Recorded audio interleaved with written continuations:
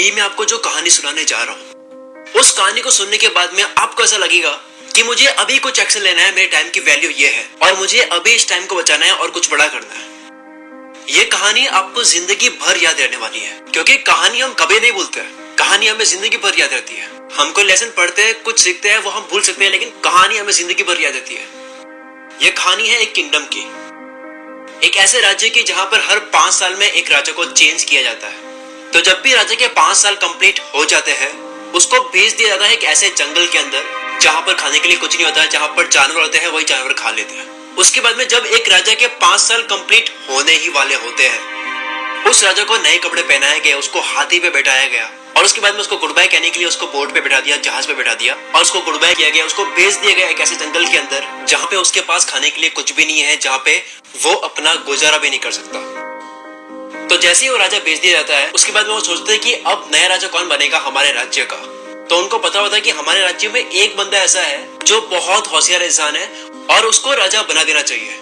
तो जैसे ही गांव के सारे लोग जाते हैं उस इंसान के पास में और रिक्वेस्ट करते हैं कि क्या आप हमारे राजा बनोगे, तो वो बंदा मना बोल देता है, क्योंकि उसको सारी बातें बताई जाती है कि हर 5 साल के बाद, यानी कि जब आपके 5 साल कंप्लीट हो गए, तो आपको 5 साल के बाद में आपको ऐसी जगह पर भेज दिया जाएगा जहां पर जानवर ही खा लेंगे, जहां पर जीवन नहीं है। तो उसके बाद में उस जगह के काफी लोगों ने बहुत बारी बोला कि प्लीज आप हमारे जगह के राजा बन जाओ, आप बहुत होशियार हो, बहुत चालाक हो, आप बहुत अच्छे तरह से इस जगह को चलाओगे, आप बहुत अच्छे तरीके से सबका ध्यान रखोगे। सबकी रिक्वेस्ट करने के बाद में उस इंसान ने बोल दिया हाँ कि मैं आपकी जगह का राजा बनने के लिए भी तैयार हूँ और मैं इस बात को भी एग्री करता हूँ कि 5 साल के बाद में मैं ऐसी जगह भेज दिया जाऊंगा जहाँ पे कोई जीवन नहीं है, ऐसी जगह पर भेज दिया जाऊंगा। तो जैसे ही वो इंसान राजा बन जाता है, 3 दिन के बाद में वो राजा अपने जगह के लोगों को बोलता है कि वो कौन सी जगह है जहाँ पे आप हर बार 5 साल कंप्लीट होने के बाद में उस राजा को भेज देते हो उस जंगल के अंदर। वो राजा जाता है अपने लोगों के साथ में उस जंगल के अंदर, विजिट करता है, देखता है कि वो कौन सी जगह है। विजिट करके देखता है कि वहाँ पे बहुत राजाओं की बॉडीज पड़ी है, बहुत राजाओं की लाशें पड़ी है। वो इतना ज्यादा घना जंगल है, वहाँ पे देखता है कि बहुत अलग अलग तरह के जानवर है। उसके बाद में राजा का चलता है दिमाग। उस जगह को देखने के बाद में राजा क्या प्लानिंग करता है, राजा अपने 5 साल में बहुत ही गजब की प्लानिंग करता है। यही से आपको कुछ सीखना है। जब राजा जंगल में जाकर देखता है कि ये बहुत ही ज्यादा घना जंगल है, यहाँ पे बहुत जानवर है, उसको देखने के बाद राजा प्लानिंग करता है कि मुझे इसके लिए कुछ करना होगा और मुझे 5 साल बाद इस जंगल में तो कतई नहीं आना है। उसके बाद में राजा खेलता है अपना खेल, वो अपना दिमाग चलाता है। राजा ने पहले ही साल में उस जंगल के सारे ट्रीज कटवा दिए, घना जंगल जिसकी वजह से लग रहा था, वो सारी चीजें हटवा दी और वहां के जितने जानवर थे, जो जानवर मारने वाले थे, उन जानवरों को भी हटवा दिए वहां से। राजा ने दूसरे साल में उस पर और काम किया, उसको और थोड़ा सा ऐसा बनाया गया कि वो जंगल ना लगे। तीसरे साल में वहां पे एग्रीकल्चर का काम चलाया गया। चौथे साल में वहां पे काफी सारी बिल्डिंग्स बनने लगी, वहां पे कॉम्प्लेक्स बनने लगे, वहां पे लोगों ने घर बनाने शुरू कर दिए, वहां पे रोड वगैरह बननी शुरू हो गई और काफी हद तक बन गया था कि वहां पे जाकर रह सकते हैं। 5वें साल में पूरा का पूरा वहां पे लोगों का रहने का पूरा इंतजाम भी कर दिया। अपने 5 साल में ये सारा बनाने के साथ में भी राजा अपनी सेविंग्स भी कर रहा था। राजा बहुत कम पैसे खर्च करता था और काफी सारी सेविंग्स करता कि वो पैसे वो खर्च कर पाए अपनी उस जगह पर जो जगह वो 5 साल से तैयार कर रहा है। उसके बाद में जैसे ही राजा के 5 साल कंप्लीट होने ही वाले होते हैं, वो अपने राज्य के लोगों को बोलता है कि मेरे 5 साल कंप्लीट होने वाले हैं, मुझे अपने वहां जगह भेज दो जो हमने कॉन्ट्रैक्ट करा था कि मुझे 5 साल के बाद में वहां पे भेजा जाएगा। तो उसके बाद में वहां के लोग बोलते हैं कि अभी आपके 5 साल कंप्लीट नहीं हुए हैं, अभी 10 दिन और बाकी है। वो एडवांस में बोलने लगे, इतनी एक्साइटमेंट होने लगी कि मुझे वहां उस जगह पर जाना है। तो जैसे ही 5 साल पूरी तरह से कंप्लीट हो जाते हैं, उस राजा को नए कपड़े पहनाए गए, उस राजा को गुड बाय कहने के लिए हाथी पर बैठाया गया। लेकिन वहां के लोगों ने देखा कि यार राजा तो अभी भी हंस रहा है।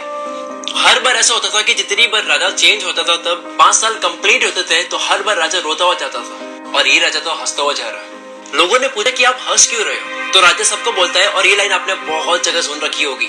राजा बोलता है कि जब आप दुनिया में आते हो तो दुनिया सारी हंसती है और आप रोते हो जब आपका जन्म होता है, लेकिन कुछ ऐसा करके जाओ कि ये पूरी दुनिया रोए और आप हंसते हुए जाओ। ठीक उसी तरह उस राजा ने ऐसा किया। उसने अपनी जिंदगी को ऐसी बना ली थी कि वो हंसता उस जगह पर जा रहा था। वो राजा बोलता है कि आपने देखा होगा कि जितने भी राजा आए हैं, वो राजा 5 साल में इतने खो जाते हैं राज करने में, खो जाते हैं लग्जरियस चीजें पहनने में, इतने मजे करने में, कि वो भूल ही जाता है कि उनको 5 साल के बाद में ऐसी जगह पे भेजा जाएगा जहाँ पे उनको मरना पड़ेगा। लेकिन मैंने 5 साल में अपनी उस जगह को भी ठीक किया। मुझे ये पता था कि मुझे 5 साल की बाद में कहाँ भेजा जाएगा, उसके लिए मैंने उस पर वर्क किया। मेरे पास यही टाइम था काम करने के लिए, मैं खोया नहीं। मैं राजा जरूर था, लेकिन राजा बनने के बाद में मैं ये नहीं बोला कि मेरा आने वाला टाइम कैसा होगा। मैंने अपने फ्यूचर की प्लानिंग की। तो जब वो राजा जाता है, वो खुश होते हुए जाता है, अपनी सारी सेविंग्स को लेकर जाता है, जो सेविंग उसने करी थी राजा बनने के बाद में, जितने उसने पैसे कलेक्ट करे थे, जितनी उसने चीजें कलेक्ट करी थी राजा बन जाने के बाद में, उसने अपने सारे पैसे खर्च भी नहीं किए। उसने अपना फ्यूचर संभाला, उसने काम किया उसके ऊपर। दोस्तों, इस कहानी से हमें क्या शिक्षा मिलती है? आपको भी केवल कुछ ही टाइम मिलता है अपनी लाइफ को पूरी अच्छी बनाने के लिए। आप अगर मेरी एज के हो, अगर आपकी एज आती है 16 से 24 के बीच में, तो ये आपकी गोल्डन एज है। इस एज में आपको जितना जोश मिलता है, जितना आपको जज्बा मिलता है, जितनी एक्साइटमेंट आपके अंदर भरी होती है, उतनी आपकी दूसरी एज में नहीं होती है। इस एज में आपको इतनी मेहनत करनी है कि आपका फ्यूचर अच्छा हो।